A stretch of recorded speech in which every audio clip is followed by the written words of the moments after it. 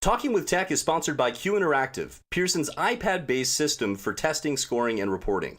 Experience unheard of efficiency and client engagement with 20 top tests, all delivered digitally. You can sign up for a free 30-day trial at pearsonclinical.com/TWT18.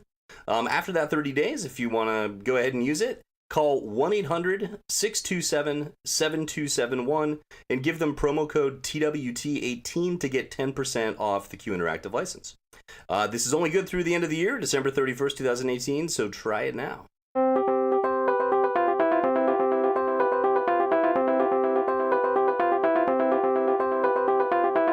Welcome to Talking with Tech. My name is Chris Bouguet, and I'm here with Rachel Madel. Rachel, what's up?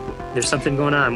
Your face does not look like the typical Rachel Madel. What's I know. You know what, Chris? I had a really terrible conversation. It was actually a few days ago now.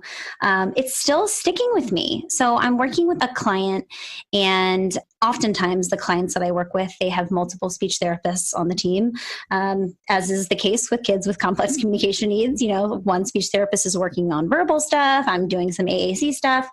And I've been meaning to connect with this clinician for a while because we've shared similar cases and I've always heard about her. And I got on the call with her, and the first thing that came out of her mouth was, fill in the blank, so-and-so's the client, can't do anything. And I was like, whoa, I was so taken aback.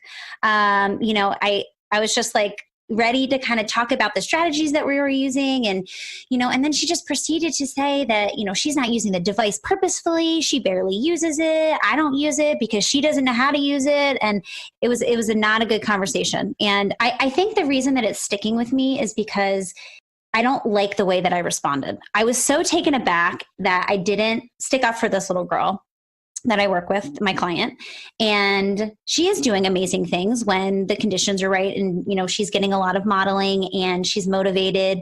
And I felt like I don't know. I have a really hard time when people are kind of aggressive towards me or assertive in that kind of way. And I'm very, I'm a people pleaser, and I'll be the first to admit it. I don't like making enemies. And so I went into this conversation wanting to have a good rapport with this woman. And I just was like, it just put such a bad taste in my mouth. And then I didn't stand up for this little girl. I mean, I did in some ways, but I just wish I would have taken a stronger stance. Interesting. I feel like that. I bet you a lot of people have had those conversations over the year. I know I have. I feel like I have those more frequently than not. Sometimes with a speech therapist, I hear those words quite frequently. This person can't do anything. They're not motivated. Rachel, do you know who George R.R. Martin is? No. Do you know who that is? So that's the author of the Game of Thrones series, right? And he gets a lot of flack because he started the Game of Thrones series. He wrote a bunch of books. They got super popular. He got rich. And he's like, I'm not sure I'm going to finish that series. I might not actually finish it. It's because, I'm happy and I like to enjoy my life and I don't know how many years I have left. And his fans got upset about this, right? They were like, well, come on, what? We've invested all this time in this story and with you, and you need to finish it. You need to write another book. And do you know who Neil Gaiman is, right? Neil Gaiman is another famous author out there. And he came back to defend George R.R. Martin. He said, listen, George R.R. Martin is not obligated to do anything for you, right? And I think of that story. He actually put it in a much more derogatory way. So if you want to look that up, I'm not going to say it in this podcast the way Neil Gaiman said it. But my point is, the student is not obligated to do anything, right? They come to the class and they sit there. They come to your therapy session and they sit there, and it's up to you to get them to do something. They are just there, not necessarily, in most cases, not by choice, right? They're there because their mom put them there, their dad put them there, or because they're in school. And that's just what you do when you're school age, is you go to school. But it's not their choice necessarily to be there. They'd rather be at home in a beanbag chair or be someplace else that's watching a video someplace. So it's on us. It's on us. And so whenever I hear someone say that, I think of that story about George R.R. Martin and Neil Gaiman and think, okay, you can have your moment to vent and say the student's not doing anything, but it's on you to make it happen. Absolutely. And I left that conversation thinking, well, how did that serve us? How did that conversation serve us? It didn't inspire us to do better. It didn't help us collaborate to help. If we start from a place of nothing's possible, then of course nothing is possible. Exactly. And you'll be right. You'll be right every single time. And so it's so hard. How do you bond when somebody is just so negative and so disbelieving? And I don't know. I had a really hard time. I said to her, listen, when the situation is right, meaning she's motivated, she's doing amazing things. She's come such a far way. And while, it doesn't do us any good to compare apples to oranges. And I feel like a lot of times that's what happens when you try to compare one kid to another kid. We know kids are all different. And so if you're comparing, this kid over here to a different kid, yeah, of course they're not making progress in the same way because they're different kids and they have totally different needs. And so I feel like in that situation, she was comparing this little girl to a different client that maybe was making faster progress, or another client that was using a device, in a way that she felt was more consistent. But it was really offensive. And, just thinking about the professional context, I would never go in to a speech therapy session where someone was doing prompt, for example, or some type of verbal approach and say like, well, she's not saying any words, she's not saying any approximations. I can never understand her speech. I would never say that because it kind of discredits the work that the other person's doing. So for her to say like the device is useless, well, okay, that's what I spend all of my time with this child doing. So basically you're saying my therapy's not working or my therapy's useless. So I was just offended on so many levels. I have to be honest, I've been really harsh on myself because I've been analyzing and thinking through my reaction. And so I wanted to bring it up on the podcast because I felt like maybe other clinicians have had similar situations. And it's always a balancing act. You need to establish and maintain a good rapport with people. And I'm a big believer in that. You don't get anywhere by making enemies when you're in a team collaborative session or collaborative setting. But you also have to kind of stand your ground and say what you believe. And I wish that I had done that a little bit more in this situation. Rachel, let me ask, how did the conversation wind up? I mean, what was your takeaway or your resolution in the conversation? I mean, I was very taken aback, obviously. And so my defenses went up and I was like, okay, like don't react. Because my gut reaction was to be like defending it. Like, no, she's absolutely doing these things. And I was like, okay, calm down. And then I was like, this is a teaching opportunity to teach this woman who has light years more experience than me. She's an older clinician. But to teach her that just because we don't see it during our sessions doesn't mean it's not happening. And these abstract language concepts, because a lot of it was focused on the core words that she was not using consistently. And so I said, she can find any noun in that device, she finds it. And when she's motivated, like she can find every book that she wants, she can find every food. So it's really the core words that she's a little more inconsistent with. And it just takes lots of modeling. And so I just encouraged her to bring the device out during her sessions and to just show her. I was like, we need to show her over and over and over again how to use these words so she attributes meaning to them and she can understand them and then eventually use them. It's like I've worked with so many kids with similar profiles and it just takes time. We just started this device 6 months ago. So of course there's a learning curve involved and we need everybody on board. So that's kind of how I approached it. And I mean, she listened, but I don't know that I made an impact. But I did my due diligence. Yeah, she still remains thoroughly unconvinced that Yes. it could happen. A couple questions. Is this a school-age child? So is there a teacher involved? Yes, this is a school-age child. There is a teacher. And that's the thing. Everybody else on the team is seeing progress. So it's situations like that where I'm like, okay, this isn't like, only during my sessions. We are seeing progress across the board. But I think that a lot of times, especially in my experience with clinicians who maybe do one kind of therapy, sometimes they're not open to other kinds of therapy to help, support a total communication approach. And especially if certain clinicians don't feel comfortable with technology, I think that they automatically think, put it in front of a child and it should magically work, which we know it's not how it works. So it's just, I think there's a lot of things that were at play in this specific situation. Do you think some of the proof might be in the pudding? Meaning if you took a little video and the parents were okay with you sharing it, that maybe this other speech therapist could see it then, because she probably just can't see it, like she doesn't have a vision of how it could work for this student. But if it was working in your therapy session and there was some evidence, then it's a little bit harder to refute. I don't know. What do you think? No, I think that's an amazing idea and something that I actually did think about, because I was like, the defensive me was thinking, yes, I will show her. I will take a video next session and I will send it to her and say, oh yeah, she's not using it consistently. So yes, I of course won't use that tone.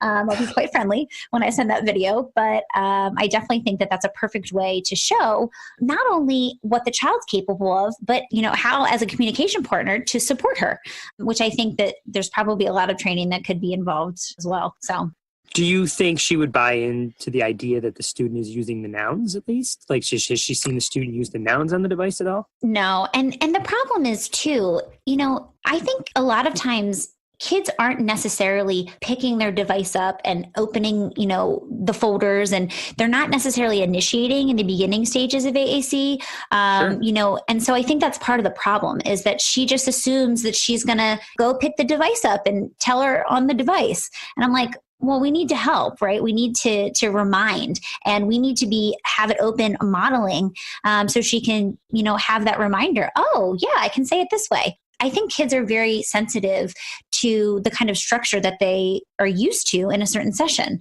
So she's probably used to going to the session, not having a device and, working on, verbal approximations and things like that. So it's probably both from the client's perspective, hard to remember, I can use my device in this situation, especially if the communication partner is not supporting the device in that situation. So, exactly. They're not really showing it or saying it. My analogy. So I often think of it like driving a car, right? Like I've been in cars for hours and hours and hours and hours. And it didn't mean that when I would suddenly turn 15, I could drive a car. Do you know what I mean? Someone still had to get there and teach me how to drive a car. There wasn't any expectation that this big complex piece of machinery that I would just know how to do it because I happen to be sitting in one most of my life.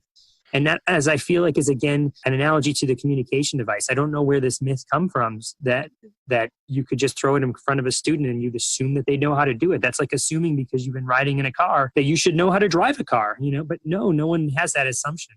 Yeah. Well, I think too, we've all seen those magical stories on like Dateline where it's like, we gave them a device and like they were unlocked, And so I think that's part of it too, is that we see stories like that. And I think parents, they get so excited. They're like, well, that has to be my child. Like, I know my child's so smart and I know that that's what they're capable of, but that's a very rare situation. Kids need to learn not only where all of the words are, but the language behind it and how to use that language. And if they've spent their whole life not doing that, it takes practice and learning. So yeah. And the why. Why would I need to do it? Again, I have no obligation to you or anyone else to do anything. So I can just sit here and you're still going to feed me and you're still going to change me or you're still going to take care of me in any way that I need to be taken care of. So I have no obligation to communicate. But wait a second, you're playing with a dinosaur and that's kind of cool. And I kind of want that dinosaur. And oh my gosh, now it's on your head. That's funny. I've never seen a dinosaur on your head.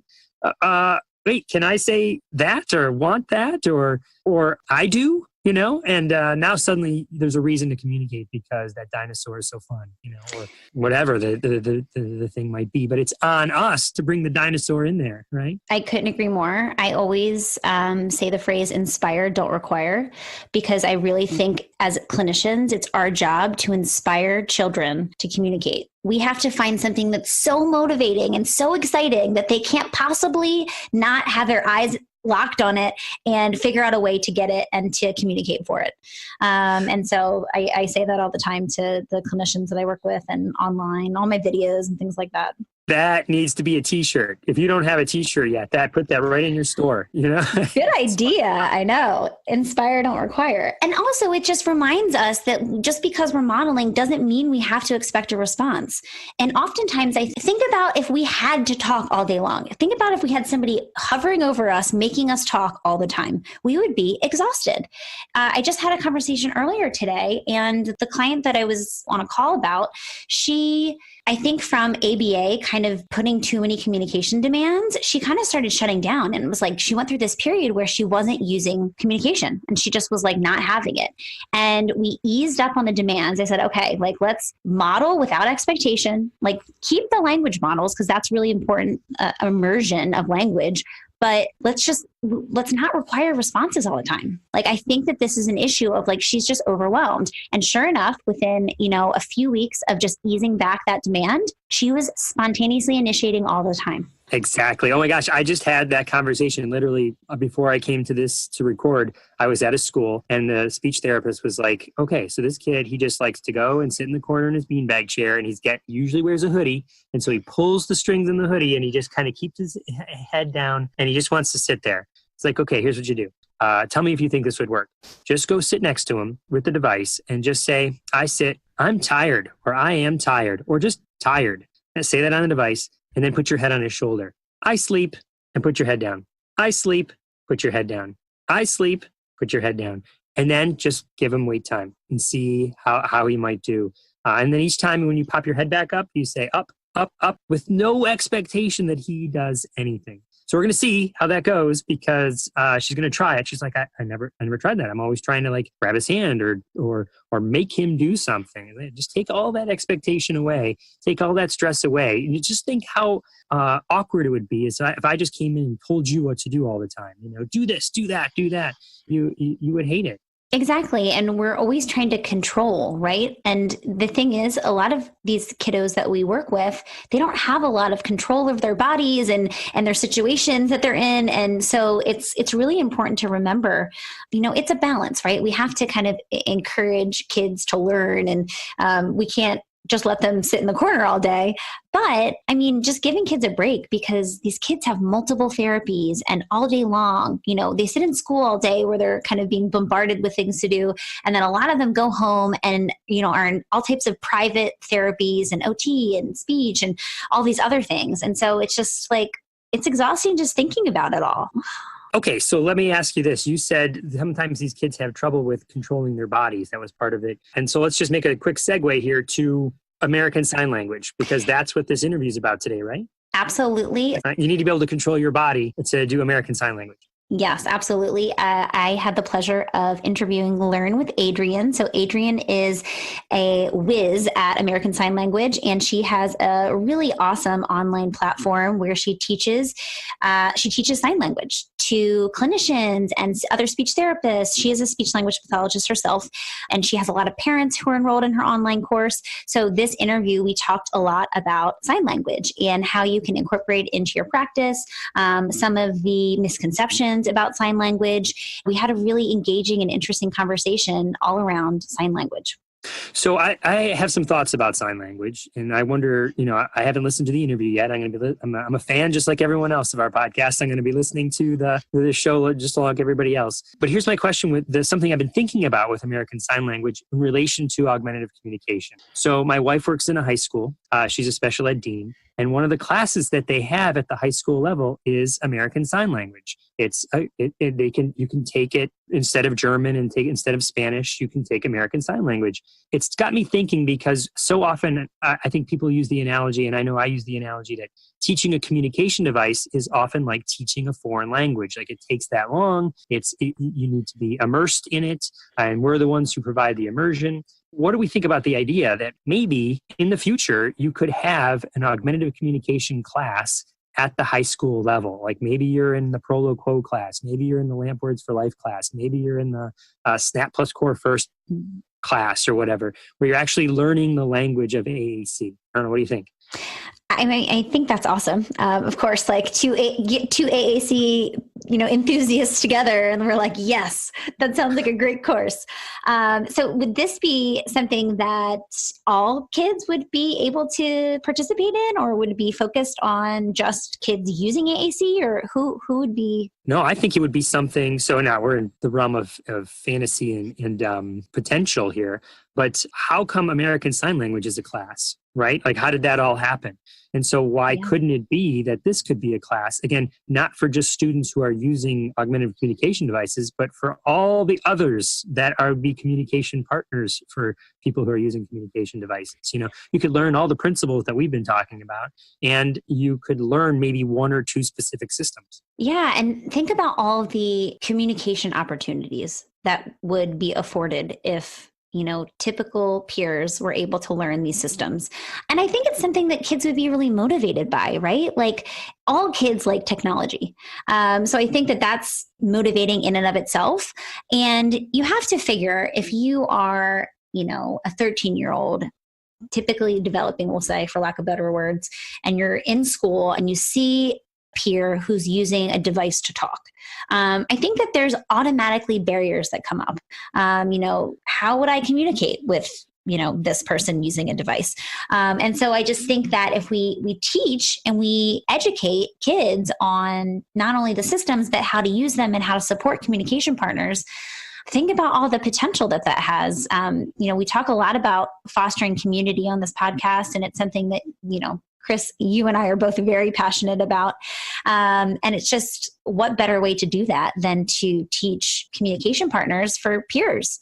Yeah, we do it for ASL. Why don't we do it for other modalities? Exactly. Hey, Rachel, before we go into that interview, how are we doing on that challenge? Okay, guys, we have 72 reviews. I'm really excited. Every time we have a new episode, a few of you guys come and leave us a review. So if you haven't already, please go onto iTunes and give us a review. We're trying to get to 100 reviews by the end of the year. I love this new one we just got. I'm going to read it. It's from Julie. She says, Talking with Tech features some of the best topics in the field of AAC. As an AAC SLP in the Boston area, it's great to hear different perspectives from different SLPs and professionals from various areas all over the country. They also host some of the best experts in the field. You'll have a hard time picking the episode that you want to start with because they're all so good.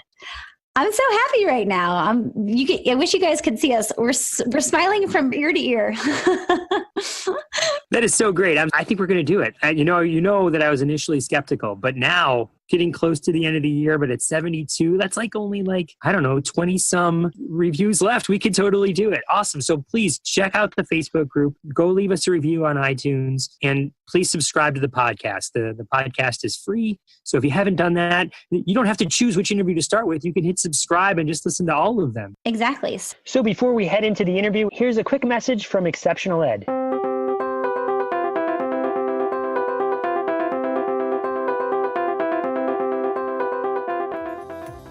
Do you have an idea for a product or book? Or are you ready to go beyond in-service presentations? Well, how do you get started? And what if you don't have any business experience at all? Well, I have some great news for you. I'm Mei-Ling Chan, and I'm getting the nitty-gritty stories from parents, teachers, therapists, advocates, and people with disabilities who have created successful businesses, and they're sharing their intimate stories with you. Listen to us on the Exceptional Leaders Podcast and fast-track creating and building and sharing your idea with the world so that you can help more people.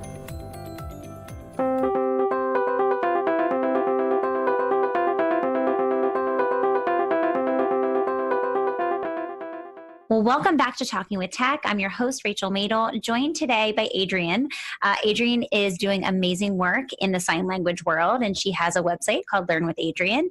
And I'm just so excited to have her here talking with us today. Welcome, Adrienne. Thank you. It's great to connect. Yeah, I'm so excited. So just tell us a little bit about yourself, how you got into sign language, and all the amazing work that you're doing. Yeah, so I'm a pediatric SLP, and my husband and I live in Kentucky. And I always like when people share their personality types. So on the Myers-Briggs, I'm an INFP, and on the Enneagram, I'm a 9 wing 1. I've just been I love how they put language around stuff that you just live with your whole life, and you're like, oh, that is me. I get it now.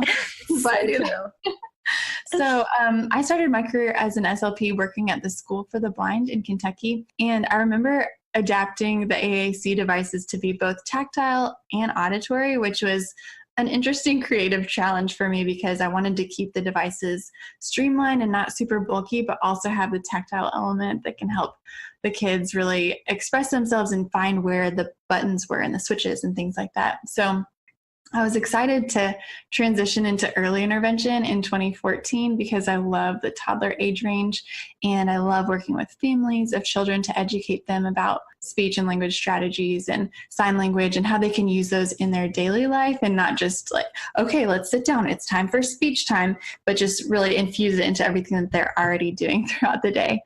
But in 2015, I started to feel like there was a huge gap in education for parents of toddlers. I found myself teaching family after family and home visit after home visit, the same strategies that I just shared an hour before at this other house. And I was like, there's got to be an easier way. I wish I could clone myself and just play a recording to them And I realized, well, that's what videos do. That's kind of like a clone of yourself. You can record yourself at a moment of time, share a bunch of ideas, and then share that link. And so sometimes I would work a lot of times with the moms of my clients, and they'd say, oh, Adrienne, this is such a helpful tip. I wish my husband was here to listen to this too, because it's hard for me to explain it the same way that you do. And I feel like I forget things or I leave things out. And so I started going home after my sessions and recording short lessons for the families that I worked with so they could remember the strategies or the signs that I taught them that day for sign language. And then I started, when I onboarded new clients, I was like, oh, I have this whole playlist of videos. I'll share this with them before we even get started working on sessions, because in our state, we have to wait a certain amount of days to start seeing them after we get assigned to their case. And so I was like, perfect. They can have something to do while they're waiting for our first visit.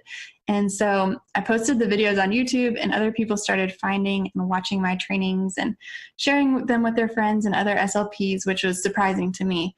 But the first video that I shared was for parents, and it was called How to Get Toddlers to Sit and Read With You, Tips from a Speech Therapist. And that was something that was a struggle for some families. And they were like, I just really want to read to them. I know it's so important. How do you keep them engaged? Like, they just don't have a long attention span. And so I was able to educate them on how their attention spans are short, but here's some things that you can do to keep them interested.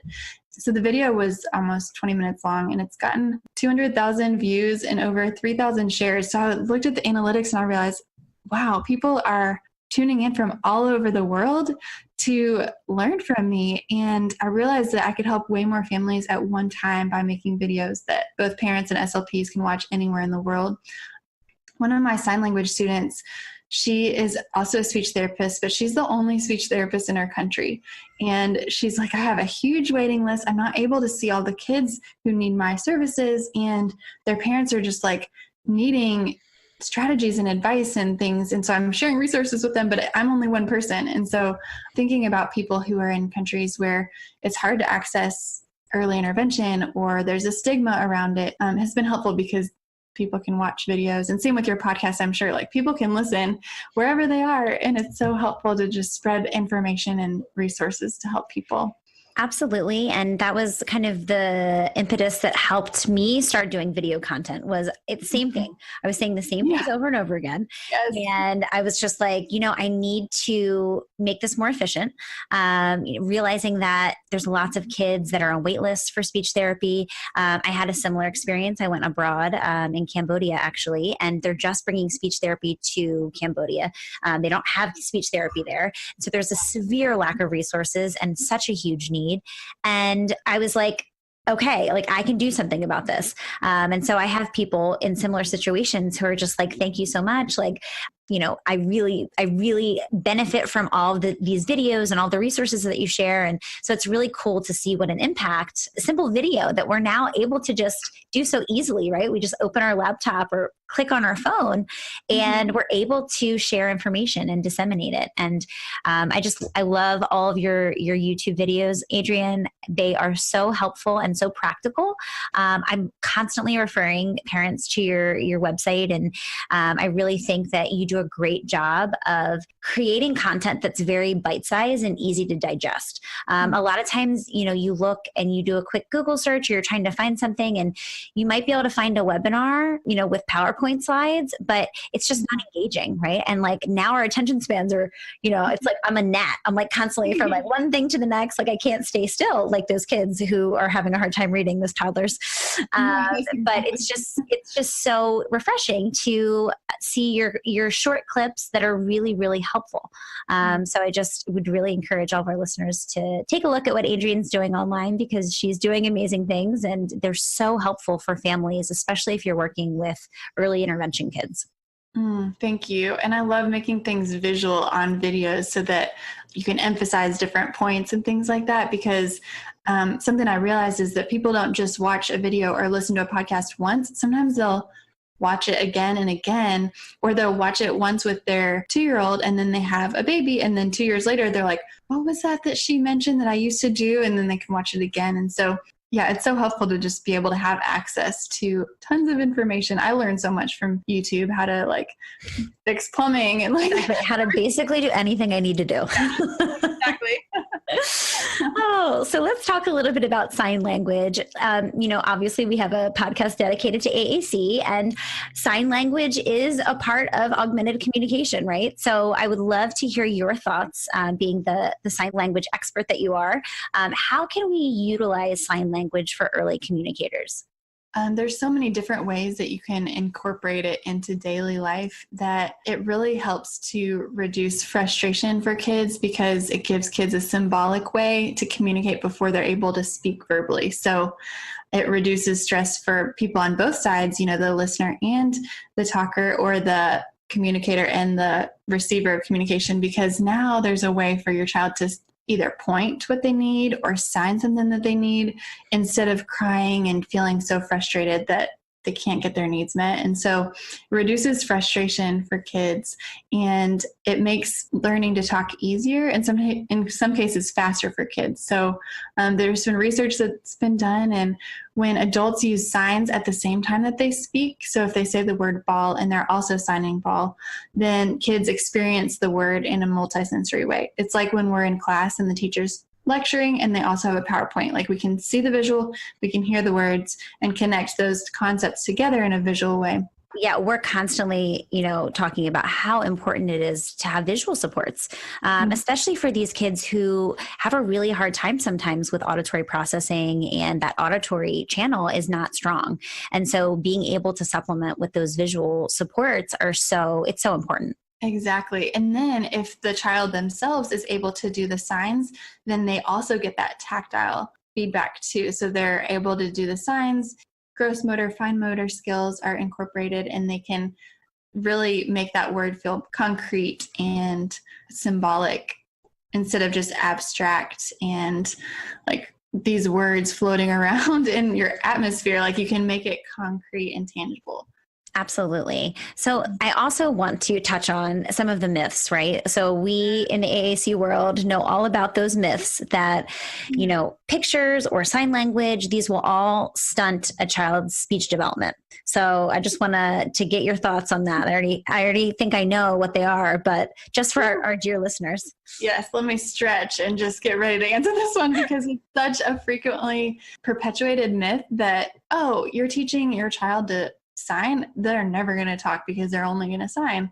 Let's just bust that myth once and for all right here, because signing will not make your child lazy. It's actually the opposite of what research says.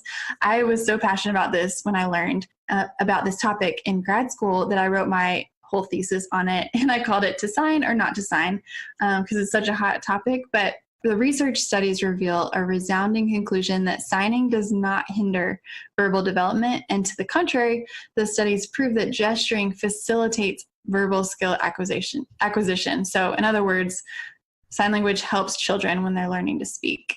And then another study shows that signs can help parents decode their baby's verbal sounds when they do start talking. So when their pronunciation is unclear, when they're making approximations, signs can help parents understand what their child wants when they're not able to understand verbally. Like, what did you say? What are they wanting? And then they can sign it to clarify their message. So that really gives the child confidence. It gives the parents a connection point with their child. They're like, oh, that's what they want. And they can really meet the needs of their child as they're learning to talk. And it just kind of gives a buffer. And that reinforcement is so huge. These kids who, are having a really hard time with speech for whatever reason, their approximations are coming out, and, they're constantly getting negative feedback, and not purposely, right? But it's like they're not being understood. So they keep trying, and we keep saying, what? Say it again? Not sure. So if we're able to alleviate that at some level, it's so important to be able to give kids positive feedback, right? And if we're understanding them, of course, we're going to be able to give that to them. So I think that's such an important piece to all of this. Exactly. And then once children do learn to talk, if they're able to speak verbally, then their voice will naturally replace their signs, because talking is way quicker than signing. And as humans, we love to do the shortcut. So if they're able to speak, they will speak. Trust us. Like, it's way faster than signing. And so if they have the ability to learn to speak, then that's a shortcut. our listeners can't see me right now, but I'm just nodding so vigorously because I could not agree more. I say that all the time. Mhm. Everybody does what is easiest. Whatever comes easiest to them, they will do. So if speaking, and sometimes it tips the scale, right? Sometimes, signing or pictures or an AAC device is easier. And then, slowly but surely for some words or, across the board, speaking becomes easier. And so, I hate hearing, oh, he will get lazy and only use sign or only, use AAC or whatever it is. First of all, that's a whole nother conversation. I know. Can't even go there. But it's not true at all. Right. And it breaks my heart to hear that myth continue on and on, because I remember working with a toddler a couple years ago, and she had started signing with her child. She had learned some signs. She was excited, and she mentioned it to her pediatrician, and she said, oh, stop signing because he won't talk if he's only seeing sign language. And that's totally incorrect advice. Sign language gives kids language well before they're able to talk verbally, and language is power. We need language to learn to read, to speak, do math, English, science, learn any new skill. You need language for that. And so withholding language from kids is never okay to do. It's never the answer, right? No. It's never the right answer, not giving kids language. We can all agree on that. Exactly. And I remember learning from Laura Mize. She's another pediatric speech language pathologist. And she wrote this great article about sign language. And she said, we don't stop teaching our kids to wave bye-bye because we're afraid that they're never going to say bye-bye out loud. Do we do that? No, don't wave. You're not going to say bye-bye. You're not going to learn how to say that if you wave. And the same thing is true. We don't tell babies not to crawl, stop crawling because you're never going to walk. It's a step towards walking. It's a step towards talking. So absolutely. Yeah. I get fired up about that. Me too. So let's talk a little bit about, sign language and what kinds of signs we could be teaching. We talk a lot about fringe versus core vocabulary on this podcast. And I'm just curious from you, what are the indicators? Do you start with, very concrete fringe words when you're teaching kids sign? Do you use core words because they're more generalizable? I would love your insight.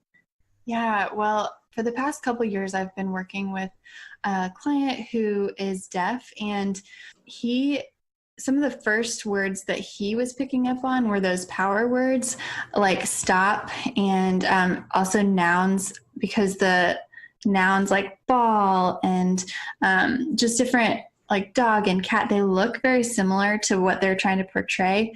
And so the connection is easier to make than please and thank you. Those are so abstract. And so I would never start with manners or words that are not functional for kids. So I always think about the power words. I remember with this client, he had this toy that would spin, and it was a bunch of different colors, and we would spin it, and then I would say stop, and I would stop it with my hand and do the sign. And then he would giggle and laugh, and we did that over and over. And then every time we would stop, the music would stop, the toy would stop spinning. And so he started to learn, okay, when she does that sign, I can look to her and I know it's going to stop. So he paired that cause and effect of the motion with the sign. And then he started to sign that very early on. And it was motivating to him because it was a fun thing that he was already doing. He already liked that toy. I wasn't coming in and telling him to say stop just arbitrarily. It was something that he was already interested in. So I would focus on what is it that your student or child is really into, and think of some power words like stop, mine, go, no, yes, those type of words to start with. I love that. And I frequently am using those signs. I don't know as much sign language as you, that's for sure, but I'm going to take your course, so then I'll be more versed. But I definitely see a value. It takes me back actually to when I was working in preschools, and this was when I was living in Philadelphia. And first of all, very noisy environments, very chaotic. Those preschool classrooms were kind of wild. And I was constantly using signs because I just felt like I needed to pair a visual. And, sometimes you don't have that picture, right? Or you don't have that device, or you don't have any communication board available. So, I always have my hands. Sometimes not if my hands are full, but which they were oftentimes in the preschool. But it's so useful to just pair it. And sometimes kids respond so quickly to sign language, and so I think that there's definitely a place for it.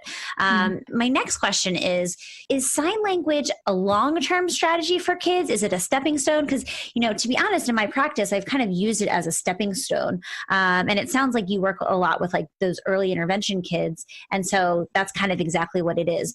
At what point do you, kind of say, well, maybe we need to expand more long-term solution, or a high-tech speech generating device? What's your thought process with that? Yeah, I think that it can always be layered into any communication system that a child is using. So I don't think you necessarily need to stop and transition out of sign language ever. Just I talk with my hands all the time to tell a story. So I think that if I'm going to describe to someone hey, the bathroom is down the hall to the left, I'm going to point with my finger instead of saying, okay, when you're facing this wall, look to your left and then walk down, it's just, faster. And so I think that there's never a time that I would recommend, okay, we're done with sign language. Let's close that chapter, move on to something new. I would just say to carry that on into whatever strategy you think would be best for the child. And I think that I don't know if there's ever a concrete way to start something new and to know, okay, now it's time we need to introduce this other thing or a device or something low tech. I think that adding it in with the signs that they already know might be a helpful way to just transition and add something along with the signs. And if they really are motivated by the signs, then you can kind of pair that with it. So to that point, Adrienne, I completely agree. And I feel like sometimes it's just easier to use a sign or a gesture. And I think no is a classic example that I'm constantly trying to teach kids how to shake their head no, because everybody understands that. It's a universally understood gesture. Same thing with pointing. So I really think that we need to be careful, because sometimes we get, in one line of thinking, right? I do AAC, so I need to think, use your device. But I really think accepting multi-modality communication is so important for these kids, because we know there's so many different ways to communicate. And I think that, gestures and sign language is just that. A lot of times I have families that are kind of struggling because they're kind of in between. They started with sign language and they had some success, and now they're but we kind of, grandma doesn't understand the sign language, and there is that breakdown, right? The communication partner has to understand and know how to use signs. So it's kind of, that's a barrier in some ways for kind of autonomous universal communication. So it's interesting to hear your kind of point of view, because I agree. We don't kind of, now thinking through it, I'm we don't kind of just stop and say, oh, now we're going to do this, right? We kind of support what the child keeps doing. And a lot of times I have kids that it's easier to just sign more or all done instead of finding it on their device. And then that's a perfect opportunity for me to model on their device. So what I frequently will tell families is, if your child is using a sign, great. You don't need to make them say it again on their device. Just model it. It's a perfect opportunity to be yeah, you said you want more, and model more. So I think that there's ways that we can kind of use both of these tools to help kids communicate in, multimodality ways. Right. And also realizing that depending on the environment that they're in, if it's noisy or if it's quiet, I communicate differently with my hands. If I'm at home talking with my husband, I don't need to explain as much or gesture. But if I'm out we're at a restaurant and it's super loud, sometimes I tell stories with my hands a little bit more because it's louder. My voice is pretty quiet. And so it's easier for me to emphasize certain things by using my hands. So also being aware that kids might, just because working one-on-one with you in a speech session, they might gravitate towards one thing in that controlled environment. It's going to be different when they're with their peers, or if they're in their classroom, it's a little bit louder. They're out at recess and there's a lot visually going on. They're going to probably switch modes to compensate for some of the external distractions that might be around in their environment. Absolutely. And actually, there's a lot of personal accounts of adult AAC users saying with autism, saying for whatever reason, sometimes I just can't talk. And so they're part-time users, right? So they use their communication system sometimes, but sometimes they're able to talk. And so I just love thinking about that because it just shows that for whatever reason, different environments, different communication partners, they can all influence our communication and how it comes out and what modality we find works best for us. And so I really do think that's an important lesson for why we teach multi-modality communication. We don't know what's going to stick and we don't know what's going to be the most effective. And a lot of times it's not just one answer, right? It's a lot of different things.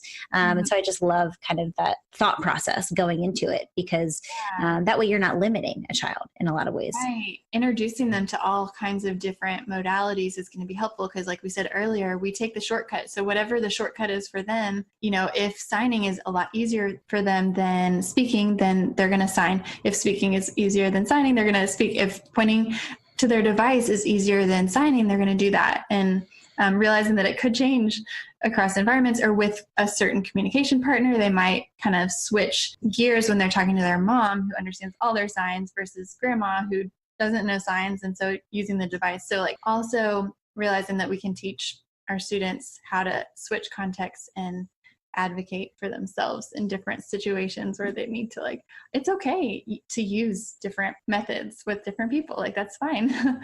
Absolutely. And I think that's something that is really important to teach as a skill, repairing a communication breakdown.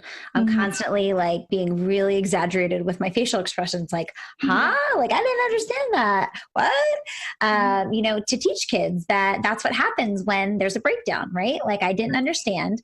Because a lot of times kids will keep whatever modality they're using. If they're using a device, they'll keep hitting something and maybe the volume's not up high enough and I can't hear it.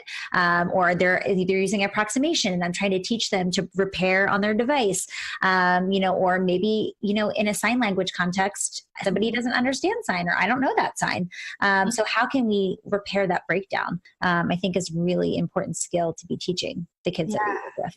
Definitely. And also realizing that you can create a sign if you need to use it for a certain situation. For example, if there's a specific character in a book and you're reading that book, then you can maybe use the initial of the first letter of that character to pair with that so that they can realize, oh, I can be flexible with this. And sometimes signs are very visual where even if someone didn't know the sign for it, they know, oh, they need to go to the bathroom.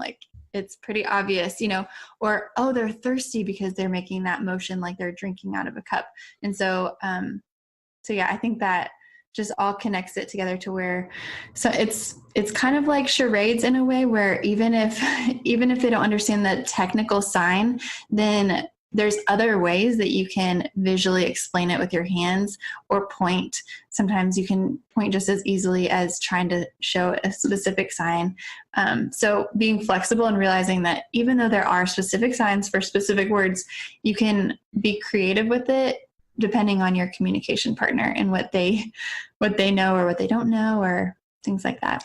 And I love that you touched on that because that was a question I had was, what do we do when there's kind of approximations of signs? Because a lot of times the kids that I work with, I'll come in and the mom will be like, oh, well, that's how he says drink. Or that's how he says more. I'm like, oh, okay. Which at some level is good, right? That he's communicating at some level, and I'll take it. But I'm really happy you touched on that because I think a lot of times, even myself, I kind of get this tunnel vision about, okay, well, that's not the sign for more. How is everybody going to understand that? So thinking kind of more outside the box and realizing that, will that transfer to independent communication with an unknown partner? No, but it's really effective for the communication partners that the child is surrounded by. So it's kind of balancing what we want as far as, yes, we want independent, autonomous communicators, but, it's like a stepping stone, like you said. And the most important thing, right, is that we have kids talking. Right. Story. We need them communicating. I shouldn't have said talking. I should have said communication. We have kids communicating because at the end of the day, it's just, that's the most important thing, no matter what modality. Right, exactly. And something that you could think about doing is one student has different signs that they are approximating and you're like, that does not look anything like the sign, and how would anyone know? Then you could, ask the parents to take pictures of that sign, or you could take them and then create like a key where it just has all of the approximations. If they're signing most of the words right, and then there's a couple that are just a little bit different. Stragglers. Like, no one's going to know what that means. Yeah, straggler. Then you can make a key and then work with the child about, advocating for themselves and pulling it out. If there is a communication breakdown and someone isn't understanding them, then maybe it's because the sign is on their key, and the unfamiliar listener could look at that and be like, oh, you're talking about water. Now I understand. And so teaching them ways that are also visual with a picture or a written list or a key would be helpful. Yeah, I actually had a client once. She made a bunch of videos. So she was just like, listen, I know nobody's going to understand these signs. So anytime there was a new team member that joined, she would just send the link it was just like a short video of her doing all the signs that, the approximations of signs. So I thought that was a really clever way to, showcase like, here, don't miss these. Because a lot of times, like, we miss those. We miss approximations of signs because we don't know. And I'm even like, I feel like I'm super in tune, right? I'm like looking for any type of communication, but sometimes it's, it's not recognizable unless somebody shows you like, oh, that's like how he says, more or whatever. Exactly. It's helpful if they sign it the same way every time. Like, yes. I remember when my brother was little, instead of the word milk, when he was first learning to talk, he called it Erla, which is, I feel like, more complicated than milk, but we all knew what Erla was. And so, grandma was over, my brother would be like, Erla, and she'd be like, what's that? And so we'd all tell her. And it's the same kind of thing with signs. Like, once you know, and I'm still talking about that 20 years later, like, yeah, oh, that's really interesting. The vocalic R does not seem easier than milk. No, okay. Now he's a dentist. So I don't know, maybe. Oh, that's hilarious. Okay, well, let's transition a little bit. I want to talk about autism because I work with a lot of kids with autism, and my experience with autism is that kids either totally get sign language and they like hit the ground running, or they overgeneralize all of their signs. And it doesn't feel like there's true comprehension that this specific sign stands for this specific word. So I'd love to hear your thoughts on what your experience has been with kids with autism and that exact thing. I feel like I work with a lot of kids. Some of them, they're great. And it really like transforms their communication. Other kids I work with, it's like, they'll sign more and they won't get it. And then they'll sign all done and they won't get it. And they'll kind of go rapid fire through all of the signs that they know. So I'd just love to hear your thoughts. Man, it's so complex because you're not sure sometimes, is this a motor planning thing for them? Like, are they understanding me fully when I'm signing to them? Maybe they are, and they're just not able to expressively sign it back to you, or they're trying to sign it and they're just like going through all the list of signs they've seen you do, but they know. So it's hard to really sift through what are they understanding versus what are they able to express.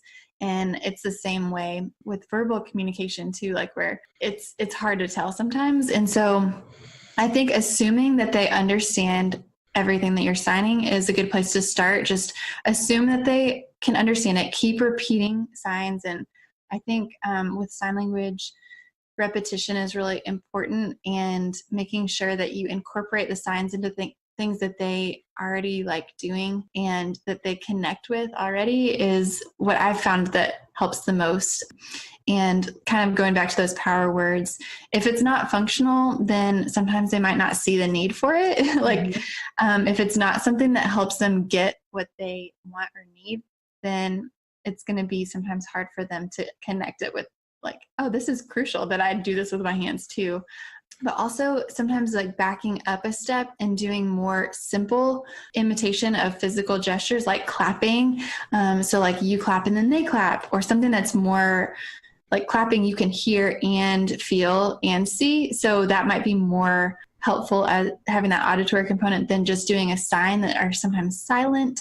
Also, something that I've noticed is that sometimes when signs don't connect, when your hands don't touch when you're doing a specific sign, sometimes that's harder for kids because it's like my hands are just, especially with proprioception, my hands are just floating around. I'm not sure what to do with them, but signs like more, bring the hands to midline, or mama brings your thumb to your chin. And so if you're noticing that they're having trouble signing things, then think about, okay, is this sign connected to their body somehow to where they get that input where they're feeling their hands together or feeling their hand on their chin or on their face or on their heart. So thinking, going through the signs that you've been using and focusing on those ones first might set your student up for more success because they might be able to really have that tactile input. Yeah, absolutely. And I also just encourage families, sometimes these more abstract language concepts like go and stop and all of these really high frequency, highly generalizable ones, the ones that we love using, right? Because we can use them across lots of different routines and environments and activities. They just take some time to learn. So I loved what you said about repetition. And I encourage families to do the same thing is, listen, we need to keep pairing it with meaningful experiences, and eventually they will learn, starting with the presumption that they understand and they can understand. We just need to keep on keeping on. And sometimes, it doesn't happen overnight. Oftentimes it doesn't happen overnight. Yeah. And so, we just need to keep resting on the belief that it will happen and, a child will understand. Right. And that even if you don't see the fruit of their understanding, like you don't see that they're understanding or they're not able to show you just yet, like even if you still are pairing signs with words, that still is helping them. Just like a PowerPoint presentation helps when you're in a lecture. Even if the presenter is like, oh, these people aren't even paying attention, like we're watching and we're listening and we're learning. So assuming that they're paying attention instead of thinking, oh, just because I'm not seeing a reaction or they're not able to show me that they understand, then assuming that they understand is. Yeah, I think that's such a great analogy. I just was speaking at an autism conference in LA, and it was funny because after I was done, you're up on stage and there's like bright, shiny lights, and it's hard because you don't get that feedback, right? Like I'm used to talking with, you and I can like see that you're agreeing with me, you're nodding your head. There's all these kind of subtle feedback that you get, and I thought like, oh, like, I don't know if that went well. Like, were people listening? And then of course I got like great feedback and people came up and were like, that was so engaging. That was so, entertaining. And, you were so funny and all of these things. And I'm like, oh, okay. So it just goes to show that just because we're not getting a reaction, seemingly doesn't mean that people aren't absorbing the information. And I think it's so relevant too, just talking about how, when people are sitting and I'm watching, somebody present, I'm not constantly just staring at them all the time, right? Yeah, you're not laughing out loud at their jokes. Exactly. I'm like, checking my phone. I'm like writing some notes. I'm like daydreaming for a hot second. And then I kind of come back in. But, I'm absorbing a lot of the information that they're giving. And I think that the same is true with autism. Just because a child's not looking at you or looking at a device does not mean they're not attending and they're not absorbing that information. So it's really important to keep giving that input. Yeah. And also switching our mindset, like even if they're not looking, that might be helping them attend better because they're not looking and trying to take in that visual stimulation. Absolutely. And so like that might be actually helping them learn more than you think it is because they're able to focus better. Like I remember, all growing up in school, I would doodle and that really helped me focus. And so if my teachers were to look and be like, oh, Adrienne's doodling, she's distracted, she's not learning anything, they would have been wrong because I was still able to learn and actually focus better when I had something to do with my hands. I love, love, love it. Well, listen, Adrienne, thank you so much for coming on. I would love for people to figure out where to find you. So I want to talk a little bit about your course because it's fantastic and it's wildly successful. So just like tell us a little bit about the course, when you developed it, and how people can gain access to it if they want to learn sign language. Sure. So my class is called Sign Language in 30 Days, and it's an online class, so you can learn from wherever you live. And SLPs can earn up to 5 hours of CEUs for ASHA, all online. So you can just log in once a day and watch a lesson. The lessons range from 5 to 15 minutes each day for 30 days. And by the end of 30 days, you'll know 300 of the most commonly used signs. So it's self-paced though, so you have lifetime access to the class. So I have had students, one student this month actually finished in 25 days because she was really ambitious and eager. And then I've had students who have set a goal to finish in 2 months. And so they've taken a lesson every other day so they could review in the days in between. So it's a wonderful resource for SLPs, and I've heard time and time again from SLPs who've taken it that they're so thankful they have lifetime access because they had a student one year who used a lot of signs, and then a student the next year who was really interested in transportation and like trucks and cars, and so they would go back to the transportation lesson. They didn't need to retake the whole class, but they had that resource, kind of like almost a dictionary of sign language words that they could go back and learn on their computer or tablet or smartphone. So I just love that you have an online course. So when I first got out of grad school, I was like, I need to learn sign language. And so what did I do? I bought a baby signs book. And I was like, it's really hard to learn sign language through a book. I really had a hard time. I was like, and it has like all of those arrows that's like, oh, your finger goes up this way. So it was like, I honestly felt like it was like a puzzle every time I sat down with my book. I wish you had your course way back then. It would have been a lot easier for me. And it's so fun to be able to share the signs through video because it is so different than printed out on a piece of paper and looking at the arrows, trying to figure it out. And I like in my video lessons, I share different ways to remember the signs. So like the sign for cookie, I'm showing it to you, but I guess podcast listeners won't see, but it's one hand is flat and the other hand is almost like you're picking up a cookie or holding onto a cookie cutter and then moving it around. And so in my lessons, I share all the strategies that I use to remember the signs because some of them look like what they describe and some of them don't. And so I've come up with ways for each sign to remember for your long-term memory. That's amazing. So we'll definitely link in the show notes to Adrienne's course because I think it's fantastic. And I'm actually really excited to take it. Throwing that baby science book out the window. I'm upgrading.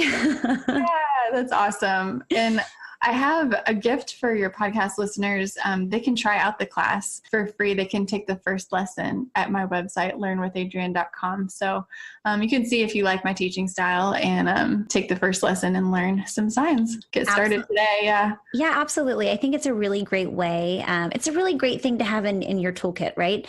Yeah. A lot of the families that I work with who I'm doing AAC with, they're doing a lot of sign language and they're doing a lot of multi-modality communicating. And so I just think it's an easy way for clinicians to get some CEU hours and learn a skill. I'll never forget, I once was backpacking through Europe and I was backpacking with a good friend who's also a speech therapist and she knows a lot of sign language and she taught me the whole alphabet. And so the entire trip, I was just like citing things. We were kind of like covertly like talking to each other through, spelling, like finger spelling. Of course, I've lost it all because I haven't practiced it, but it was super fun. And and your hands are always with you. If you're in the swimming pool or if you're on one side of a window and your friend's on the other side and you can't hear each other, like your hands are always there. You don't have to pull something out and write it down. And oh yeah, we were like telling each other like sneaky messages about people like, on the train and things like that. So that's so fun. Yeah, it was great. That is the very first lesson that I teach. So that's that free gift that I have. So perfect. It'll be a perfect refresher course for me. Yeah, so we always ask the same thing to all the people we have on for interviews. If you had a billboard that every SLP saw, what would your billboard say? Okay, so I would probably say invest in your own knowledge and sharpen your skills before buying another therapy material. When I first started out, I thought, in grad school, we had a whole materials room and it was just stocked from floor to ceiling with all these materials, anything that you could ever need. And so I thought, when I graduate, I'll probably need to have a materials room to be a legit therapist. I don't know why I thought that, but so I remember buying a bunch of different toys and things like that for the School for the Blind and then for my early intervention sessions. And then I realized, wait a minute, it's better if I spend my time and money investing in my own knowledge so I can use whatever is around me to do therapy instead of like relying on the materials all the time that might not be with me when I'm sitting in front of a student. So I think investing in your own knowledge is a billboard. I completely agree. And I think it's a really great test of a good clinician is to be able to walk into any environment with any room, with any resources and figure out how can I make a communication opportunity out of this. And I think that it reminds us that we need to really dive into the child's world and figure out what are they interested in? What are they playing with in this moment? How can I use that to my advantage? Of course, kids love a big bag of therapy toys, and I love going into a room that has tons of resources at my disposal.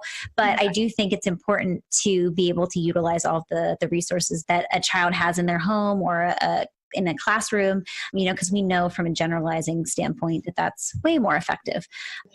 And that's what I share on my YouTube channel too. Like I have a whole video just using like a roll of tape for an early intervention speech therapy session. And so I show all the different ways that you could use tape, follow directions, and like to do all kinds of questions and language stuff. And I don't think I've showed you this yet, but I made a blueprint recently that helps parents with that. So in the middle, you just put whatever thing that your child is looking at. So for me, I put tissue, just like a Kleenex.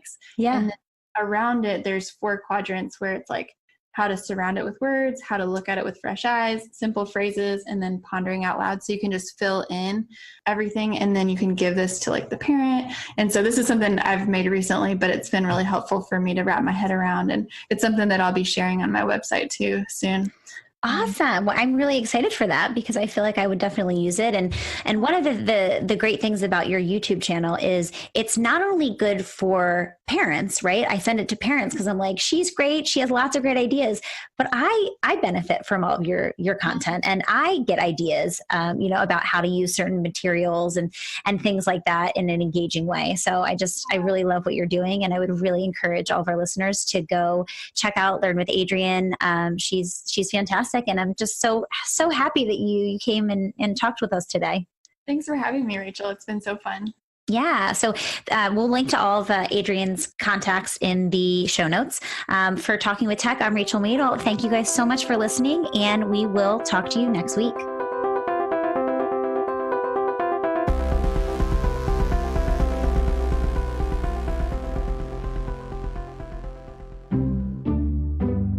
You're listening to the Exceptional Podcast Network.